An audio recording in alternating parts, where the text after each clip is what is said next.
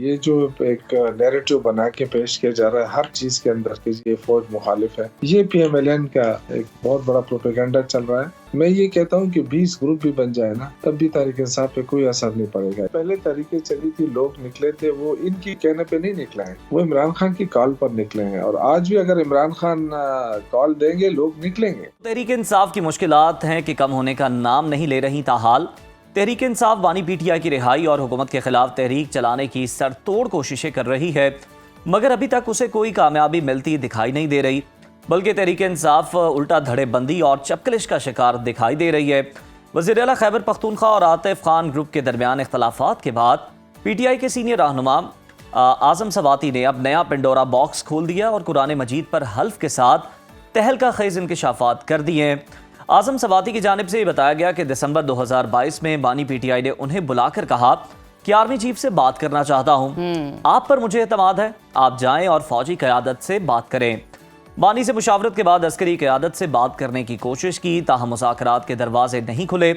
ऐसे में दूसरी जानिब बानी पीटीआई की रिहाई की कोशिश भी जारी है और इत्तलात ये भी मौसूल हो रही है कि बानी पीटीआई से पाकिस्तानी नजात अमरीकी डॉक्टर्स और ताजरों की मुलाकात हुई है। ये मुलाकातें बानी पीटीआई के लिए रिलीफ हासिल करने की कोशिश हैं। तो नाजरीन, इसी तमाम सूरत हाल पर बात करते हैं। इस वक्त हमारे साथ मौजूद हैं सीनियर रहनुमा हैं तहरीक इंसाफ के शौकत यूसुफ ज़ई साहब। शौकत साहब, बहुत शुक्रिया आपके वक्त का। आपसे जानना चाहूँगी, तहरीक इंसाफ एक तरफ अस्करी क़यादत के ख़िलाफ़ मुहिम चला रही है और दूसरी जानिब अगर हम देखें तो मुज़ाकरात के लिए पैगाम भी भिजवा रही है। आज़म सवाती का बयान और हल्फ सब के सामने आपने देखा, पीटीआई ये दावा करती है कि बानी से राब्ते किए जा रहे हैं। तहरीक इंसाफ हकीकत से क्यों भाग रही है? बहुत शुक्रिया। देखिए, पहली बात तो ये कि फौजी क़यादत के खिलाफ कोई कैंपेन नहीं चला रहे हैं। तहरीक इंसाफ का ना कोई ऐसी पॉलिसी है, ना हमेशा हम कहते हैं कि ये हमारी फौज है, हमारे भाई हैं। ये जो एक नैरेटिव बना के पेश किया जा रहा है हर चीज के अंदर कि ये फौज मुखालिफ है, ये पीएमएलएन का एक बहुत बड़ा प्रोपेगेंडा चल रहा है। और चूंकि बेनिफिशरी वही है और वही इससे फ़ायदा उठा रहे हैं, तो उनका फ़ायदा इसी में है कि तहरीक इंसाफ और फौज को लड़ाया जाए। बाकी देखें, इस मुल्क के अंदर और बहुत सारे इश्यूज हैं। दहशतगर्दी हो रही है, मुल्क के हालात ठीक नहीं है, मईशत ठीक नहीं है, उस पर कोई बात नहीं कर रहा है। बस एक ही कि तहरीक इंसाफ ये कर रही है, तहरीक इंसाफ वो कर रही है, तहरीक इंसाफ के अंदर रिफ्ट पड़ गई है। मैं ये कहता हूँ कि 20 ग्रुप भी बन जाए ना, तब भी तहरीक इंसाफ पे कोई असर नहीं पड़ेगा। इसलिए कि वोट जो है, वो जो वर्कर्स है ना, वो मुत्तहिद है। लीडरशिप ऊपर उनकी अपनी मर्जी है। इन लीडरशिप के साथ करना क्या है, इन्होंने क्या किया है अभी तक, इनके क्या, ये अगर ग्रुप नहीं, मैं तो कहता हूँ 20 ग्रुपों में भी तकसीम हो जाए, इससे क्या फर्क पड़ेगा? कोई फर्क नहीं पड़ने वाला। जो इमरान खान कहेगा वही होगा। वर्कर उसके साथ जुड़े हुए हैं, हम जैसे जितने भी कारकुन हैं जी, हमें सिर्फ इमरान, कोई ग्रुप बंदी में हम नहीं पढ़ना चाहते हैं, ना हम है किसी ग्रुप में और ना हम किसी ग्रुप को मानते हैं। मरकजी लीडरशिप से मैं उम्मीद रखता हूं कि वो जो टास्क उनको मिला है इमरान खान की तरफ से, उसको फोकस करें। वो फोकस नहीं हो रहा, खुलकर मैं कहना चाहता हूँ कि उस पे फोकस नहीं हो रहा है। ना ही कोई पार्टी के डिसिप्लिन पे कोई तवज्जो दी जा रही है। बस एक वक्त गुजारा जा रहा है। सही। अब मेरे ख्याल से वक्त है कि वो। अच्छा शौकत साहब, ये कोई जो चपकलिश है ये यूं ही तो नहीं है, कोई ना कोई वजह तो है। हम देखते हैं कि बहुत से लोगों को बानी पीटीआई से इजाज़त ही नहीं मिलती मुलाकात करने की, और कुछ जो हैं वो जनाब वो बड़ी रेगुलर मुलाकातें कर रहे होते हैं। तो इस पर भी सवालात उठते हैं कि जनाब ये कहीं ना कहीं तो फेवरेट है या कहीं ना कहीं इनकी सेटिंग है, इसलिए इन्हें मुलाकात करने की इजाज़त मिल जाती है, और फिर उनके कॉम्प्रोमाइज़ होने पर भी सवालात उठते हैं। बिल्कुल आप सही कह रहे हैं, हमें खुद इजाज़त नहीं मिल रही है। मतलब हम क्या करें अब, आप किस तरह अपनी लॉयल्टी को शो? सर ये इजाज़त मिलती किस तरह से है, किस तरह से तय होता है कि मुलाकात होगी? बस जिन लोगों को इख्तियार मिला हुआ है, जिनके पास बड़े बड़े ओहदे हैं, वो उनकी मर्जी होती है, वो चाहे कि हर हफ्ते मिले तो मिल सकते हैं। बाकी जो वर्कर्स हैं, जो सीनियर लोग हैं, जिनके पास कोई ओहदा नहीं है लेकिन है तो सीनियर, पार्टी में उनकी बड़ी खिदमत रही है, 96 से बहुत सारे लोग हैं, लेकिन उनको मुलाकात की इजाज़त नहीं दी जा रही। तो अब देखें, लोगों के अंदर ये चीज़ें अब सामने आ रही हैं। हमें खुद तशवीश है कि भाई क्यों नहीं हमें इजाज़त मिल रही। हमारे नाम जाते हैं, नाम देते हैं, नाम गायब हो जाते हैं। तो ये सारी चीजें ऐसी है कि इसमें शौकत साहब, अगर आपको भी नहीं मिल रही इजाजत तो ये बड़ा लम्हा फिक्रिया है। मतलब आप तो बुरे वक्त में भी पार्टी को पूरी तरह सपोर्ट करते रहे, मीडिया पर भी वैसे भी आके आप जैसे लॉयल वर्कर्स को, सीनियर वर्कर्स को अगर नहीं मिलने दिया जा रहा तो यकीनन फिर पसे पर्दा कुछ चीजें तो हैं, कुछ अवामिल तो कार फरमा है। आई डोंट नो, अल्लाह मालिक है। लेकिन देखें, हम तो इस चीज को जताते भी नहीं है कि हम पार्टी के लिए क्या कर रहे हैं, क्या नहीं कर रहे हैं, क्योंकि हमारे लिए तो ये पार्टी अहम है ना। हम तो सारी जिंदगी 96 से इस पार्टी के साथ हूँ और रहूंगा इंशाल्लाह।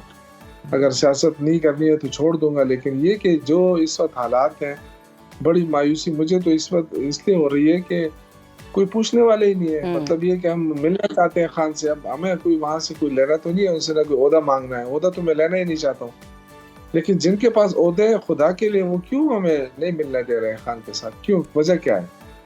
मतलब ये कि ये तो कोई बात नहीं है ना कि आप बड़े बड़े ओहदे लेके बैठ गए, आप बाहर हफ्ते मिलते हैं, तो आपने क्या तीर मारा है? कुछ किया है आपने अभी तक?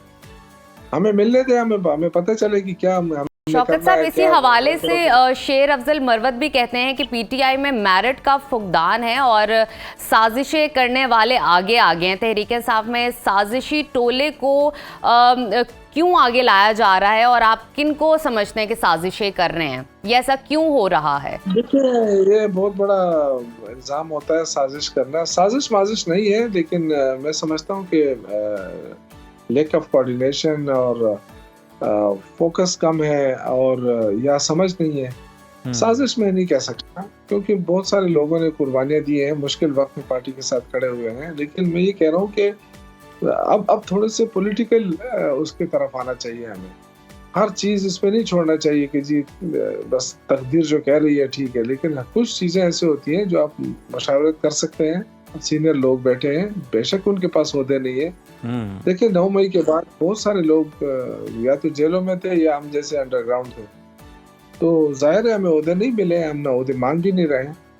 लेकिन हम कौन से वक्त में हम पीछे हटे हैं, किस तहरीक में हम शामिल नहीं हुए हैं, तो क्यों मतलब ये कि शौकत साहब, ओहदे तो चले, एक अलग चीज़ है, कुछ लोगों को नैरेटिव से बड़ा फ़ायदा हो रहा है। मतलब जो तहरीक इंसाफ के नैरेटिव को आगे लेके चलते हैं, कुछ यूट्यूबर्स जो है मखसूस, नुकसान भी पहुंचता है आपकी जमात को उससे, और बानी की जो रिहाई है वो भी डिले हो रही है उसकी वजह से।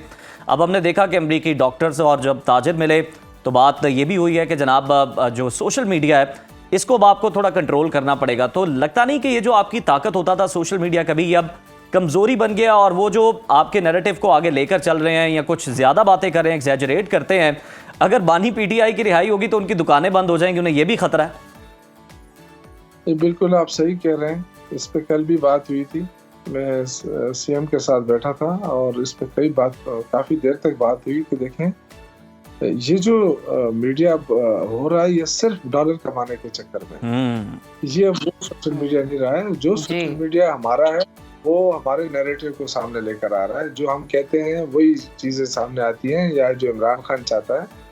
ये तो शुतर वो क्या व्यवहार बन गया, शुतर व्यवहार बन गया। ये तो बिल्कुल अब न किसी के कंट्रोल में है, न पॉलिसी को फॉलो कर रहे हैं, बस इधर से उधर से इधर। ये तो बिल्कुल मजाक बन गया। ये कोई, इनको किसने पीटीआई का कहा है? एक बंदा पीटीआई के नाम पे डॉलर कमा रहा है तो वो तो हमारा नहीं हो सकता। इस वक्त क्या जरूरत है? इस वक्त देखें, इस वक्त हमें इमरान खान को बाहर, लेकिन सर वो बेशक आपके लिए नहीं कर रहा, जमात के लिए नहीं, लेकिन फिर वो देखें ना, आपको जमात के रहनुमा जो बाहर बैठे हैं या कहीं ना कहीं मफरूर हैं या छुपे हुए हैं, वो जनाब वो रीट्वीट भी करते हैं और उनकी बातों को इंडोर्स भी करते हैं, तो फिर शक तो पैदा होता है ना वहाँ पर। देखिए, जो लोग चले गए हैं अल्लाह उनको हिफाजत पर रखे, लेकिन खुदा के लिए अब इमरान खान को भी तो निकालना है ना। आप अपना गुस्सा वहां से निकालते हैं उस पर बैठ कर, तो उसका तो नुकसान यहाँ जो लोग बेचारे जेलों में पड़े हैं बेगुनाह, उनके लिए नुकसानदायक है ना। तो अब मेरे ख्याल से पार्टी को थोड़ा सा एक्टिव होना पड़ेगा। ये जो चीजें हो रही हैं इस पे मेरे ख्याल से इनको नोटिस लेना चाहिए। ये कैसी लीडरशिप है जो खामोश बैठी है, आराम से, परवाह नहीं है कोई क्या कर रहा है, कोई क्या कर रहा है, कोई लड़ रहा है, कोई। मुझे तो बड़ी हैरत हो रही है कि ऐसा वक्त तो हम पे कभी नहीं आया था जो आज आ रहा है पार्टी के ऊपर, कि जो मर्जी आप करें, जो मर्जी आप कहें, लेकिन कोई पूछने वाला नहीं। तो ये मुझे तो बहुत ही अफसोस हो रहा है। अच्छा क्योंकि इस शौकत साहब, ये बात आपने बिल्कुल जी। ठीक है कि ये मौका है, यही वक्त है कि पार्टी को इस वक्त एक्टिव होना पड़ेगा। मुझे बताइए, लीडरशिप का फुकदान हम देख रहे हैं इस वक्त, ऐसी सूरत हाल में आपको क्या लगता है कि पीटीआई बानी की रिहाई के लिए कैसे तहरीक चलाएगी? तहरीक तो देखिए, मैंने आपसे कहा है कि जिस तरह पहले तहरीकें चली थी, लोग निकले थे, वो इनकी कहने पे नहीं निकले हैं, वो इमरान खान की कॉल पर निकले हैं। और आज भी अगर इमरान खान कॉल देंगे, लोग निकलेंगे। लेकिन मैं ये कह रहा हूँ कि इससे पहले कि इन लीडरों का लोग मुहासबा करें ना, तो ये इनको गाइडलाइन देनी चाहिए लोगों को। देखिए, लोगों का मैं वो वर्कर हूँ जो एक आम लोगों से मेरा वास्ता है। मैं कंस्टिट्यूएंसी पॉलिटिक्स करता हूँ। मुझे पता है कि लोगों के अंदर कितना गुस्सा है इस वक्त, वो किसी की बात नहीं सुनना चाहते। और ऐसा ना हो कि वो निकले और फिर हमारी बात भी ना सुने, तो वो चीज नहीं होनी चाहिए इस वक्त। देखें, आपको अंदाजा नहीं है, कभी कहते हैं जी इदारों से बात कर रहे हैं, इदारे बात नहीं कर रहे हैं, प्लान नहीं कर रहे हैं, लेकिन मैं अंदर से मुझे पता है कि क्या लावा पक रहा है लोगों के अंदर। मैं ये सबको बताना चाहता हूँ, खुदा के लिए पाकिस्तान के लिए सोच लें। इस वक्त बहुत मुश्किल में है पाकिस्तान, और जो लोग जेन्युइन हैं, जो इस मुल्क का भलाई चाहते हैं, उनके साथ मिलकर कोई लाएमल बना लें। ये जो इस तरह नहीं हो सकता कि आप एक पार्टी को दीवार से लगा लें, इतनी बड़ी पार्टी को, उसके पास बिल्कुल शौकत साहब, आप दुरुस्त फरमा रहे हैं कि ये मुमकिन भी नहीं है और ज़्यादा देर तक ये किया भी नहीं जा सकता। एक जमात है, बड़ी जमात है, उसके करोड़ों वोटर्स हैं और एक हकीकत है। तो बहुत शुक्रिया शौकत साहब आपके कीमती वक्त का।